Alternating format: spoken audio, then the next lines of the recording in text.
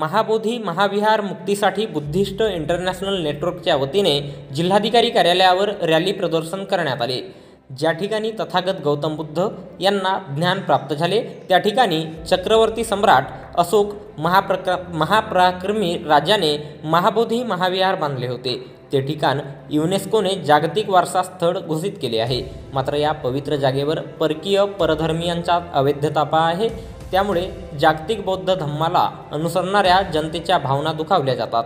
भारत हा सर्वधर्म समभाव असणारा देश असून सुद्धा असा भेदभाव होत असल्याने भारताच्या 31 राज्यात 565 जिल्ह्यातील 22,000 विभागातील 6 लाख गावातील जनतेच्या पाठिंब्याने देशव्यापी चरणबद्ध आंदोलनाचे आयोजन केले होते।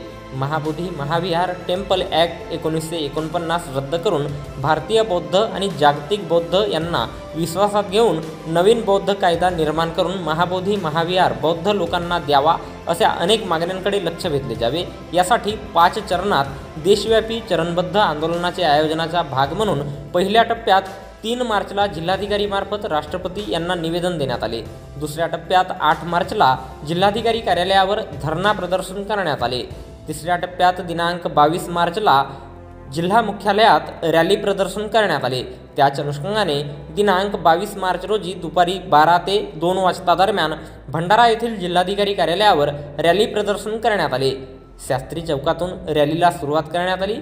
गांधी चौक ते पोस्ट ऑफिस चौक त्यानंतर त्रिमूर्ती चौक असा रॅलीचा मार्ग होता। रॅलीत मोठ्या संख्येने शेकडो लोक नारे देत उपस्थित होते। निकलो बाहर मकानों से, जंग लड़ो बेईमानों से, SC ST OBC भारत के है मूल निवासी, बुद्ध के शांति के लिए एक बार क्रांती, युद्ध नको बुद्ध व्हा अशा नाऱ्यांनी परिसर दुमदुमून सोडला। 9 एप्रिलला भारतभर जेल भरो आणि 1 जुलैला भारत बंदचे आयोजन करण्यात आले आहे।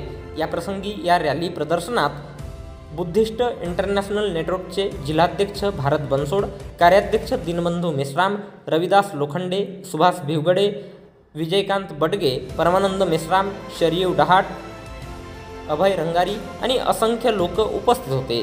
9 एप्रिलला जेल भरो आणि 1 जुलैला भारत बंदला सुद्धा असेच साथ समर्थन द्यावे असे आवाहन आयोजकांनी केले आहे।